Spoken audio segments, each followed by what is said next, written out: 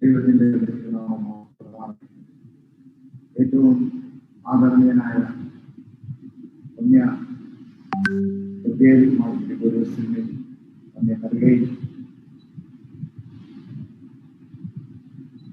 അച്ഛൻ മറ്റ് വൈദിക ശ്രേഷ്ഠരെ മറ്റ് ക്രൈസ്തവ സഭകളിൽ നിന്ന് വന്നിരിക്കുന്നവരെ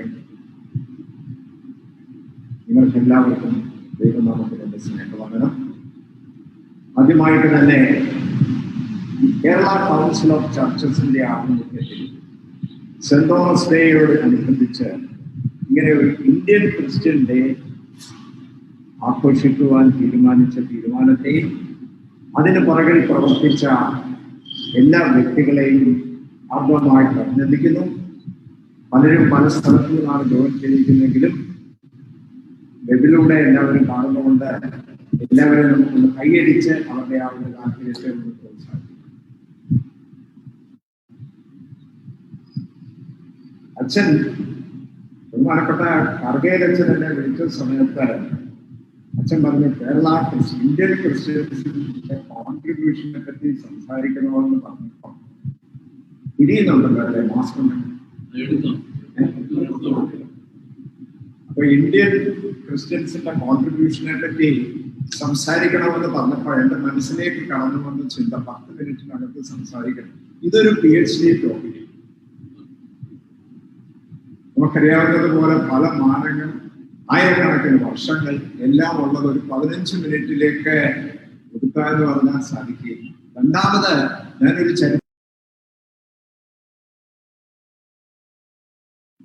എന്തിനു വേണ്ടിയിട്ടാണ് നമ്മൾ എപ്പോഴും ആഘോഷങ്ങൾ നടത്തുമ്പോൾ, പ്രത്യേകിച്ച് 2000 വർഷങ്ങൾക്ക് പിറകിലേക്ക് നീളുന്ന ഒരു ചരിത്രത്തിന്റെ ആഘോഷത്തിലേക്ക് നമ്മൾ പോകുമ്പോൾ ചരിത്രം നമുക്ക് തന്ന പാഠങ്ങൾ പഠിക്കുന്നത് ഭാവിയിലേക്കുള്ള ചില ചൂണ്ടുപലകകളും നമ്മൾ എങ്ങനെ മുന്നോട്ട് പോകുന്നതെന്നുള്ളതിന് വേണ്ടിയിട്ടാണ്. അല്ലാതെ നമ്മുടെ ഗ്ലോറിയസ് പാസ്റ്റിനെ പറഞ്ഞ് നിൽക്കുന്നതിന് വേണ്ടിയിട്ടാണ്. അപ്പൊ ആ ചൂണ്ടുപലകകൾ മാർത്തോമാശ്ലീഹായുടെ വരവ് മുതൽ ഇന്നേ വരെയുള്ള ഇന്ത്യയിലെയും കേരളത്തിലെയും ക്രൈസ്തവ സമൂഹത്തിന്റെ ജീവിതത്തിൽ 2-3 ചൂണ്ടുപലകകൾ നമുക്ക് ഭാവിയിലേക്ക് എങ്ങനെ യൂസ് ചെയ്യാമെന്ന് ചിന്തിക്കാൻ. ഒരുപക്ഷെ തിരുവചന അപ്പോസ്തല പ്രവൃത്തികൾ നമ്മൾ പഠിച്ചു വരുമ്പോൾ അപ്പോസ്തല പ്രവൃത്തികളിൽ കാണാത്ത ഒരു കാര്യമാണ് തോമാശ്ലീഹായുടെ ഭാഗത്ത്. പക്ഷെ അതിനകത്ത് എങ്കിലും ഈ തിരുവചനത്തിന്റെ ഒരു പ്രത്യേകത അല്പം ഒന്ന് ചിന്തിച്ച അതിനകത്ത് ചില ഹിഡൻ ക്ലൂസ് കിട്ടും. എനിക്ക് അതിനകത്ത് നിന്ന് തോന്നിയ ഒരു ഹിഡൻ ഭാരതത്തിലേക്ക് തോമാശ്ലീഹായ വരുന്നത് ഭാരതത്തിന്റെ ചരിത്രത്തിൽ, ലോക ക്രൈസ്തവ ചരിത്രത്തിലെ ഒരു അസാധാരണമായ നാഴികക്കൽ. ഞാൻ ഒന്ന് വിശദീകരിക്കും. ഏറ്റവും വലിയ മിഷണറി യാത്ര നടത്തിയിരിക്കുന്നയാണെന്ന് നമ്മൾ ചിന്തിക്കുന്നത് പൗലോസ് അപ്പോസ്തലനെ. പൗലോസ് അപ്പോസ്തലൻ പോലും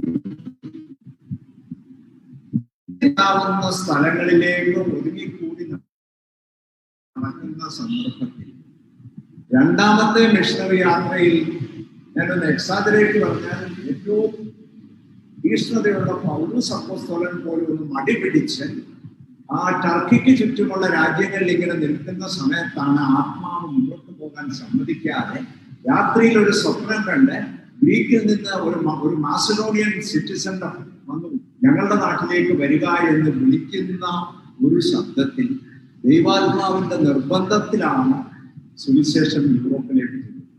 അല്ലെങ്കിൽ ആ ഏഷ്യയിൽ നിൽക്കുവാനായിരുന്നു എല്ലാവരുടെയും. അപ്പോൾ ഈ കാലഘട്ടത്തിൽ തന്നെയാണ് AD 52 തോമാശ്ലീഹ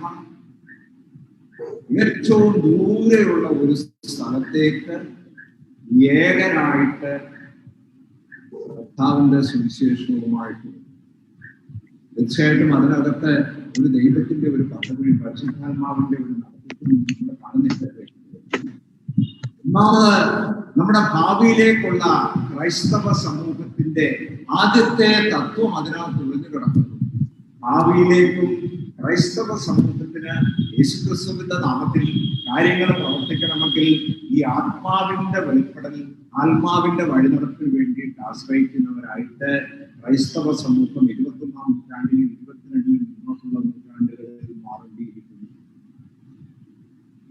ആർക്കും അതുകൊണ്ട് എതിർപ്പ് കാണില്ല എന്ന് ഞാൻ വിശ്വസിക്കുന്നു.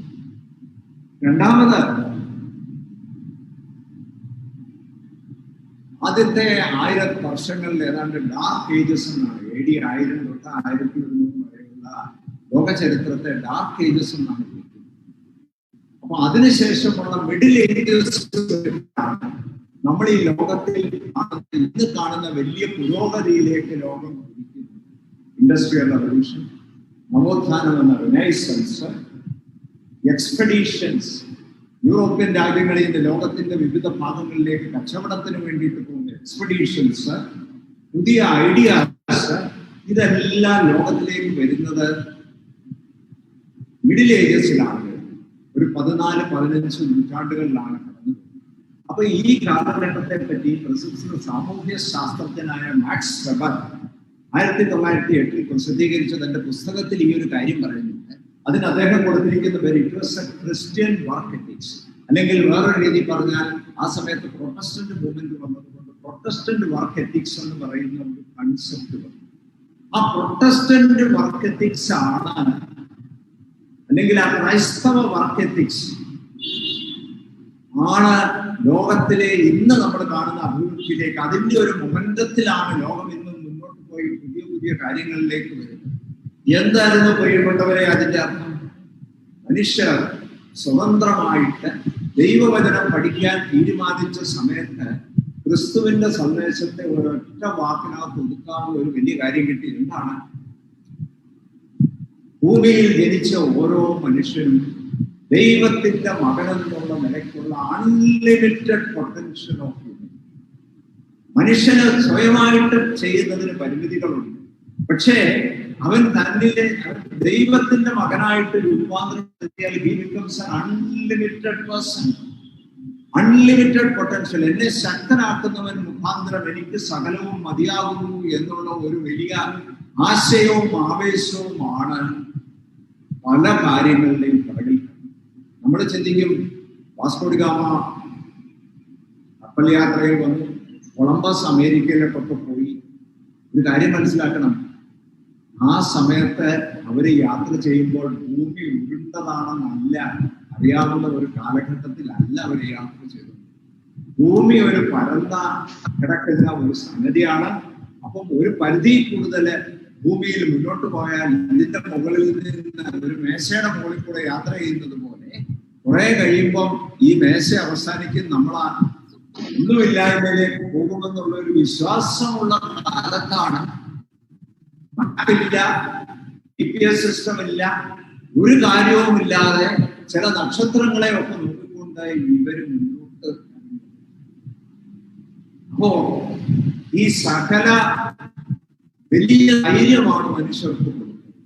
എനിക്ക് തോന്നുന്നു ക്രൈസ്തവ സമൂഹത്തിന് ഇന്ന് ആവശ്യമുള്ളത്, ഒരു വ്യക്തി എന്നുള്ള നിലയ്ക്ക് എനിക്കും നിങ്ങൾക്കും നമുക്ക് പരിമിതികളുണ്ടെങ്കിലും once we act in the power of God we become unlimited.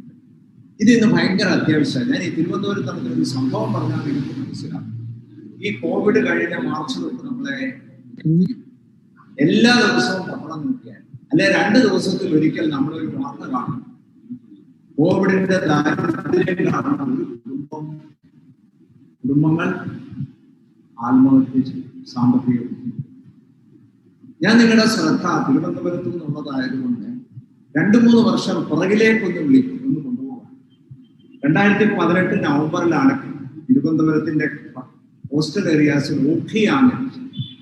ഓഖിക്കകത്ത് 250ഓളം ആൾക്കാർ പോയിട്ട് ഇന്നും വരെ അവരെ പറ്റി വിവരം കിട്ടി. തിരുവനന്തപുരം പട്ടണവാസി ഒരു ചെറിയ ബുദ്ധിമുട്ടുണ്ടാകുമ്പോൾ ആത്മഹത്യ ചെയ്യുമ്പോൾ ഓഖിക്കകത്ത് സ്വന്തം കുടുംബത്തിലെ എല്ലാ അംഗങ്ങളെയും നഷ്ടപ്പെട്ടു പോയ പാവപ്പെട്ട 30 സ്ത്രീകളിൽ ആരും ആത്മഹത്യ ചെയ്തില്ല.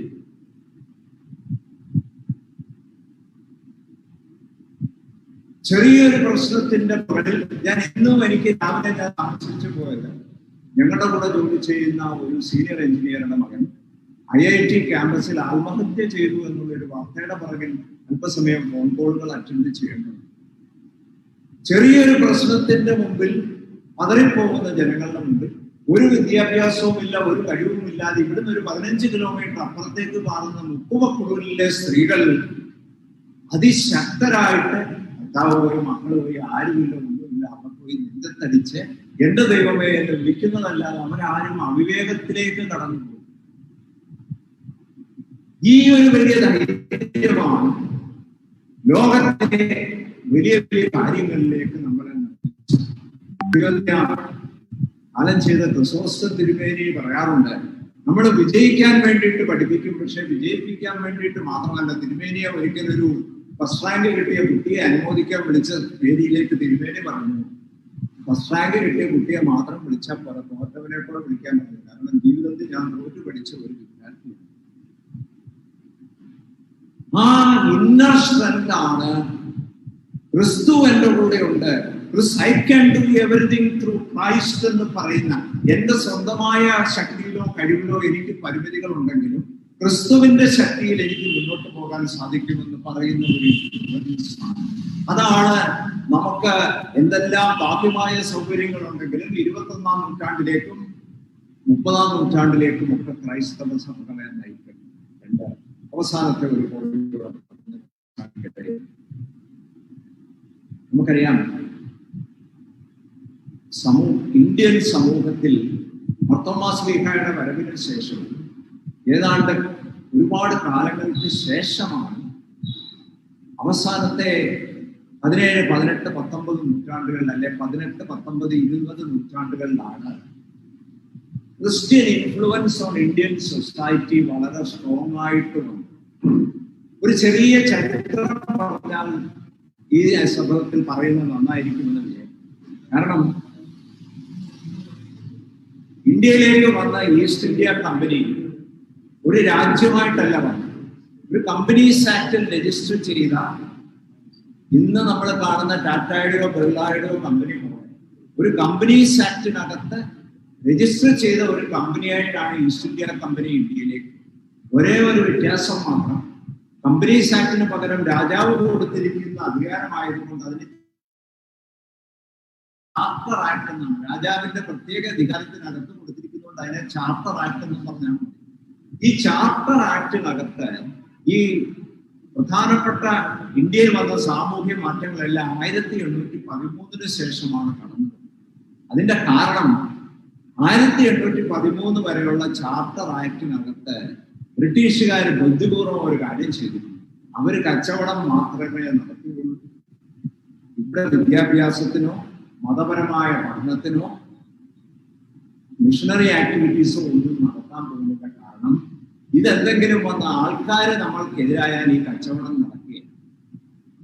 അപ്പോൾ ഇതിനൊരു മാറ്റം വന്നത് 1813 വന്ന ചാർട്ടർ ആക്ടിനകത്താണ്. മിഷണറി ആക്ടിവിറ്റീസിലൂടെ ഈസ്റ്റ് ഇന്ത്യ കമ്പനിയുടെ ആക്ടിവിറ്റീസിനകത്തേക്ക് കൊണ്ടുവന്നതും അതിനുശേഷമാണ് ഒരുപാട് കാര്യങ്ങളിലേക്ക് വന്നത്. പല കാര്യങ്ങളുണ്ടെങ്കിലും ഒരൊറ്റ പോയിന്റ് മാത്രം ഞാൻ നമുക്ക് എങ്ങനെ ഇതിനകത്ത് നിന്ന് പാഠം പഠിക്കണമെന്നുള്ളത് ഒരു പോയിന്റ് മാത്രം ഞാൻ നിങ്ങളുടെ ശ്രദ്ധയിലേക്ക് കൊണ്ടുവരുന്നത്. ഏറ്റവും വലിയ മാറ്റം ഈ ക്രിസ്ത്യൻ മിഷണറിമാർ കൊണ്ടുവന്നത് ഏത് മേഖലയിലാണ്? വിദ്യാഭ്യാസം എന്ന് നിങ്ങൾ പറയും, വിദ്യാഭ്യാസമുണ്ട്, ഹെൽത്ത്, അധസ്ഥിതരെ ഉയർത്തിക്കൊണ്ടുവരുന്നതിനുണ്ട്. പക്ഷെ എന്നെ സ്പർശിച്ചത് അതൊന്നും. ഇവരിവിടെ വന്ന് ലോക്കൽ ഭാഷ പഠിച്ച് ലോക്കൽ ഭാഷയിൽ പ്രാവീണ്യം നേടിയെന്നുള്ളത് മാത്രമല്ല, ഗ്രാമർ ബുക്ക് എഴുതി, ഡിക്ഷണറികൾ എഴുതി. എവിടെയാ സായിപ്പ് വന്ന മലയാളത്തിൽ ഡിക്ഷണറി എഴുതി, തമിഴിന്റെ ലിപിയെ പരിഷ്കരിച്ചു, ഹിന്ദിയുടെ ലിപിയെ പരിഷ്കരിച്ചു, ഹിന്ദിയുടെ ഗ്രാമർ ഇറക്കി. ഇതറിയണം, ഇത് ഏറ്റവും ഭംഗിയായിട്ട് അറിയണമെങ്കിൽ ഞാൻ ഓർക്കുന്നു, നമ്മൾ ആരെങ്കിലും മറ്റു ഭാഷകൾ പഠിച്ചിട്ടുണ്ടോ? ഭാഷ പഠിക്കാൻ എളുപ്പമാണ്. കുറെ വർഷങ്ങൾക്ക് മുമ്പ് ഞാൻ ഈ അലയൻസ് ഫ്രാൻസിസിൽ പോയി ഫ്രഞ്ച് ലാംഗ്വേജ് ഒന്ന് പഠിച്ചു. ഒന്നും ഓർക്കുന്നില്ല, എനിക്ക് ഫ്രഞ്ച് അന്ന് ആ സമയത്തുണ്ടൊക്കെ. ഇതിനേക്കാൾ എനിക്ക് രസകരമായിട്ട് തോന്നിയ കാര്യം, ഞാൻ മിഡിൽ ഈസ്റ്റിൽ ഒരു ഡെപ്യൂട്ടേഷനിൽ ജോലി ചെയ്യുന്നു. 5 വർഷം ഞാൻ മിഡിൽ ഈസ്റ്റിൽ ഉണ്ടായിരുന്നു. അപ്പൊ 5 വർഷം മിഡിൽ ഈസ്റ്റിൽ ഉണ്ടായിരുന്ന സമയത്ത് നമ്മുടെ മലയാളികൾ ഒരുപാട് പേര് 30 വർഷം, 40 വർഷം, 35 വർഷമൊക്കെ ആയിട്ട് ജോലി ചെയ്തു. ഈ അവിടെ നിൽക്കുന്ന ഒരൊറ്റ മലയാളിക്ക് അറബി ഭാഷ എഴുതാനോ വായിക്കാനോ അറിയില്ല. എത്ര വർഷം? 30 വർഷം, 35 വർഷം ഒക്കെ അവർക്ക് ആ കൂടെ തട്ടിമുട്ടി എന്തെങ്കിലും മുതലാളിയോടോ കച്ചവട സ്ഥാപനത്തിനോ പറയാനുള്ളതിന് തട്ടുമുട്ട അറബി വാക്കുകളാണ്.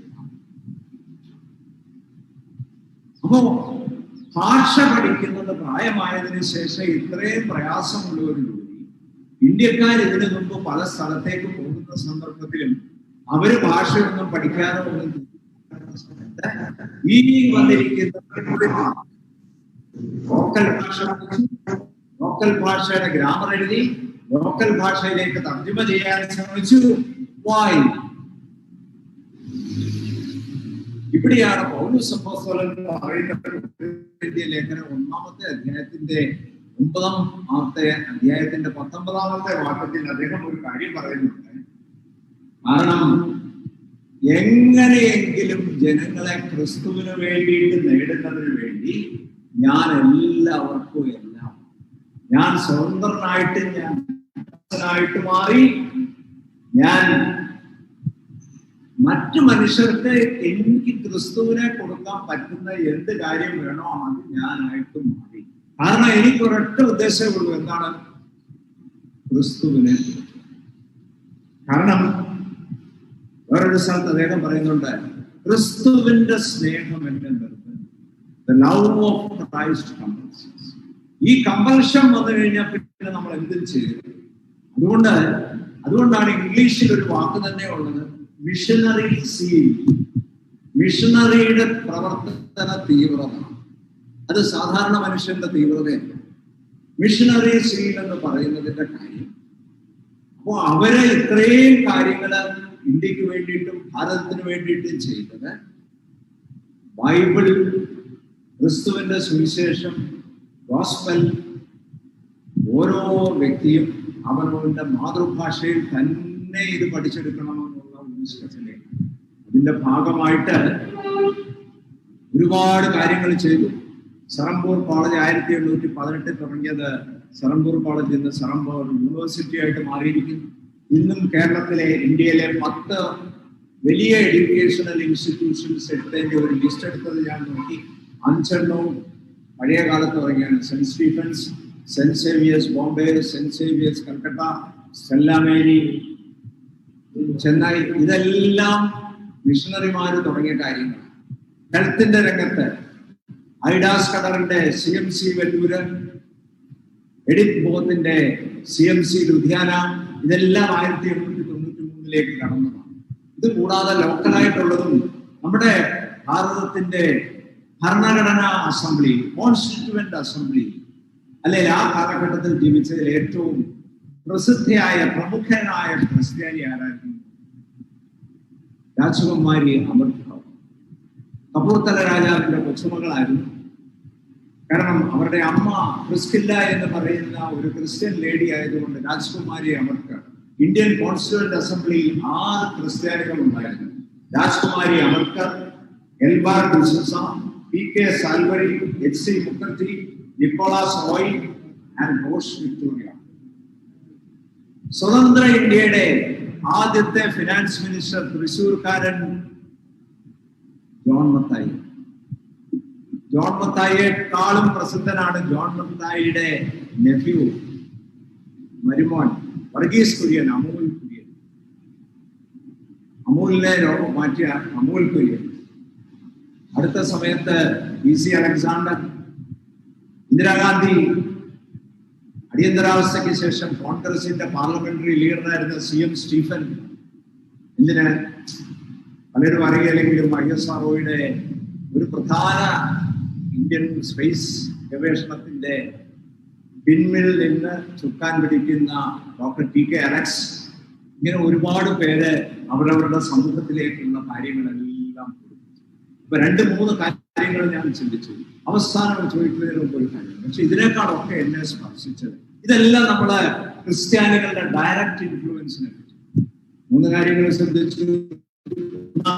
ദൈവത്തിന്റെ ഒരു പദ്ധതി, പരിശുദ്ധാത്മാവിന്റെ വഴി നടത്തപ്പിന് വേണ്ടിയിട്ട് ക്രൈസ്തവ സമൂഹം മുന്നോട്ടുള്ള പ്രവർത്തനത്തിന് വേണ്ടിയിട്ട് കാത്തിരിക്കും. 2, ക്രൈസ്തവ സമൂഹത്തിന് പല കാര്യങ്ങൾ ചെയ്യാൻ സാധിച്ചത് സ്വന്തം ശക്തിയിലല്ല, എന്നെ ശക്തനാക്കുന്നവർ മുഖാന്തരം ഞാൻ സകലത്തിനും മതിയാകുന്നു എന്നുള്ള ഒരു. 3, ഈ ചെയ്ത കാര്യങ്ങൾ മുഴുവൻ അവർ ചെയ്തത് ചെയ്യുന്നതിന് വേണ്ടിയിട്ട് ചെയ്തതാണ്. Love of Christ compels.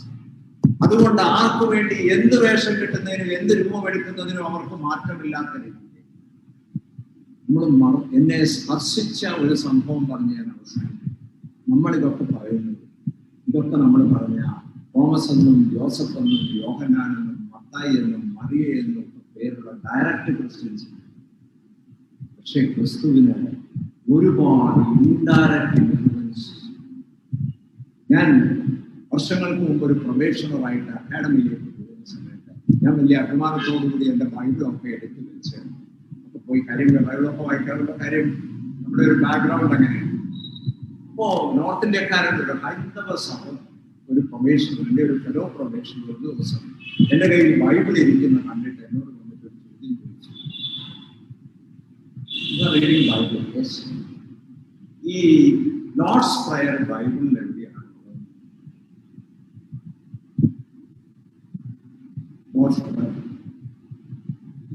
Lord's prayer ബൈബിളിൽ വന്നോ? സ്വർഗസ്ഥനായ എന്റെ പിതാവെ ബൈബിളിൽ എവിടെയെങ്കിലും ഞങ്ങളിങ്ങനെ പ്രാർത്ഥിക്കാനായിട്ട് കർത്താവ് പഠിപ്പിച്ചു എന്ന് പറഞ്ഞ് നമ്മളിങ്ങനെ പഠിപ്പിക്കുന്ന അല്ലാതെ ബൈബിളിൽ പറഞ്ഞിട്ടുള്ളതെന്നുള്ള ഗിരിപ്രഭാഷണത്തിന്റെ ഭാഗമാണെന്ന് എനിക്കറിയാം. രണ്ടാമതായിട്ട് കേരളത്തിൽ അക്കൗണ്ടന്റ് ജനറലായിട്ട് ജോലി ചെയ്യുന്ന ഏറ്റവും ഒരു കൊലീഗ് മഹാലക്ഷ്മി എന്നാണ്, സീനിയർ കൊലീഗാണ്. ഒരു ദിവസം എന്നെ പെട്ടെന്ന് ഫോൺ വിളിച്ചിട്ട് ബൈബിളിനകത്തുനിന്ന് ഒരു ഡൗട്ട് ചോദിച്ചു. ഞാൻ ചോദിച്ചു, ഞാൻ ആ കാര്യമൊന്ന് പറഞ്ഞു കൊടുത്തു. അപ്പോഴത്തേക്കിന് എന്റെ ബൈബിൾ നോളജ് കുറച്ചുകൂടെ വർദ്ധിച്ചു. അപ്പം എന്നോട് ചോദിച്ചു, ഡൗട്ട് ചോദിച്ചപ്പോൾ ഞാൻ ചോദിച്ചു, എന്ത് പറ്റി വേണം വിളിക്കാൻ കഴിയില്ല.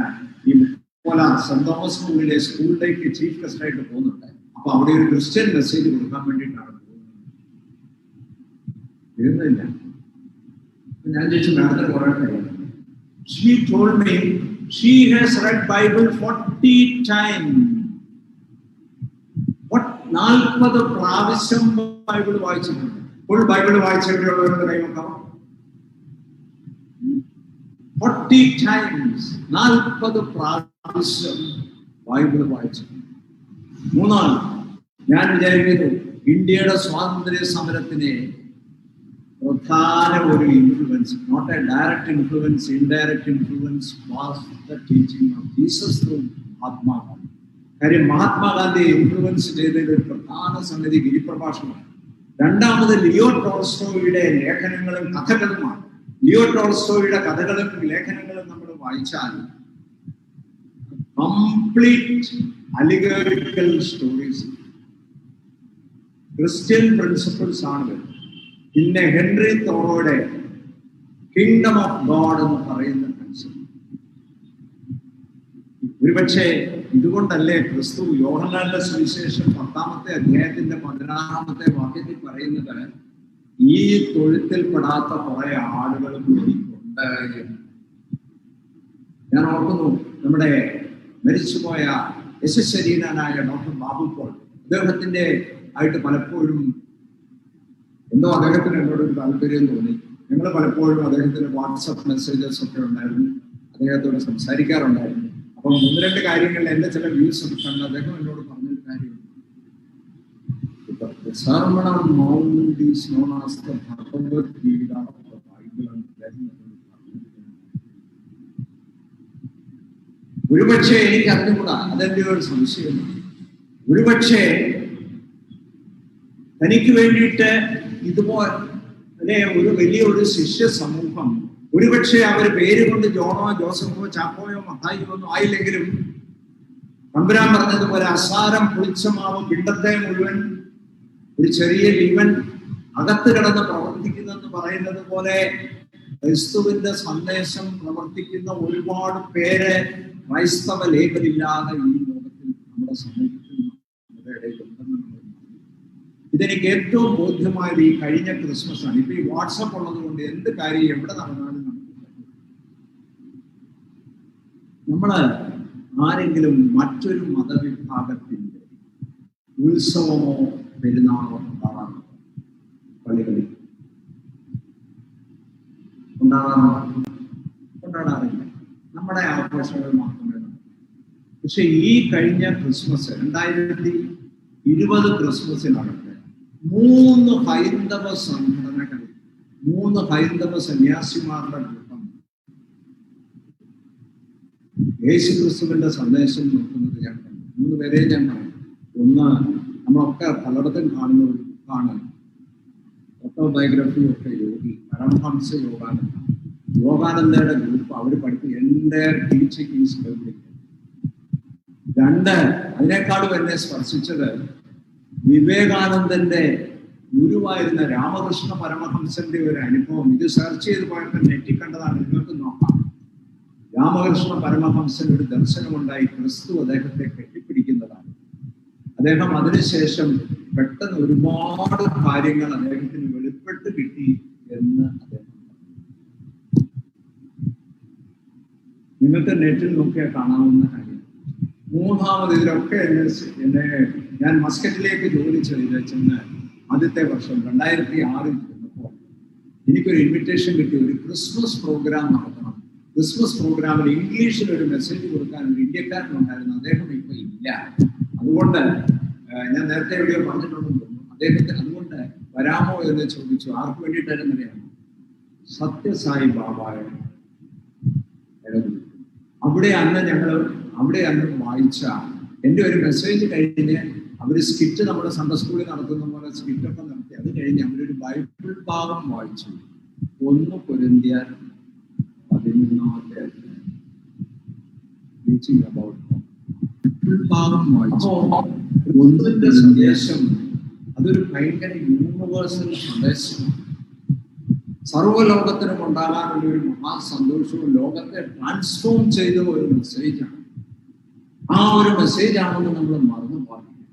ഒരുപക്ഷെ അതുകൊണ്ടായിരിക്കാം, എനിക്കറിയില്ല, എൻ്റെ ഒരു ഈ തൊഴുത്തിൽ പെടാത്ത ആളുകൾ ഒരു വലിയ കൂട്ടം ഭാരതത്തിൽ ഉണ്ട്. അവരുടെ ഉള്ളിൽ ഒരു പുളിച്ച മാവ്, ഒരു മാവിനകത്ത് കിടന്ന ഒരു ഈസ്റ്റ് പ്രവർത്തിക്കുന്നത് പോലെ അവരുടെ ഹൃദയങ്ങളിൽ പ്രവർത്തിച്ചുകൊണ്ടിരിക്കുന്നു എന്നതിനെ പ്രവർത്തിക്കാനുള്ള ഒരു വെളിപാട് എന്നുള്ള ഒരു കാര്യം ദൈവത്തിന്റെ ആത്മാവ് പണ്ടേ കണ്ടറിഞ്ഞതുകൊണ്ടായിരിക്കാം പൗലോസ് അപ്പോസ്തലൻ യൂറോപ്പിൽ കാലുകുത്തുന്നതിന് മുമ്പ് തന്നെ തോമാശ്ലീഹ വലിയൊരു മഹത്തായ പൈതൃകത്തിന്റെ ഒരു മഹത്തായ ദൈവിക പദ്ധതിയുടെ ഭാഗമാണ് പ്രിയപ്പെട്ടവര്. ഇതൊരു സോഷ്യൽ ഓർഗനൈസേഷനാണ്. ക്രൈസ്തവ സമൂഹം മുന്നോട്ടുള്ള നൂറ്റാണ്ടുകളിൽ നേരിടുന്നത് നമ്പർ കുറവുള്ളതുകൊണ്ട് പെർസിക്യൂഷൻ അല്ല നേരിടാൻ പോകുന്ന പ്രശ്നം. അല്ലെ ക്രൈസ്തവരുടെ ചില അവകാശങ്ങൾ നിഷേധിക്കപ്പെട്ട അതല്ല പോകുന്നത്. ക്രൈസ്തവർ ഈ പറഞ്ഞിരിക്കുന്ന ആ ആത്മാവിന്റെ നടത്തിപ്പിൽ നിന്നൊക്കെ മാറിപ്പോകുന്നത് വലിയൊരു കെട്ടിടത്തിനെ നശിപ്പിക്കുന്നത്, അതിനെ ഇടിച്ചു കളയുന്നതിനേക്കാൾ അതിന് പ്രയാസം വരുന്നത് അതിൻ്റെ ഉള്ളിൽ തന്നെ ഉണ്ടാകുന്ന ചെതലുകളാണ്. ഈ ചെതലുകളെ കണ്ടുപിടിച്ച് ഈ ചെതലുകളുടെ തുടക്കത്തിൽ തന്നെ അതിനെ തുരത്തുന്നതിലാണ് വീണ്ടും ഈ കഴിഞ്ഞ 2000 വർഷങ്ങൾക്ക് മുമ്പ് ക്രൈസ്തവ സമൂഹത്തിന് എന്ത് റോള് ലോകത്തിൽ കൊടുക്കാൻ സാധിച്ചു, ആ റോള് നമുക്ക് കൊടുക്കുവാൻ സാധിക്കും. അതിന് ദൈവത്തിന്റെ പരിശുദ്ധാത്മാവ് നമ്മളെ സഹായിക്കട്ടെ.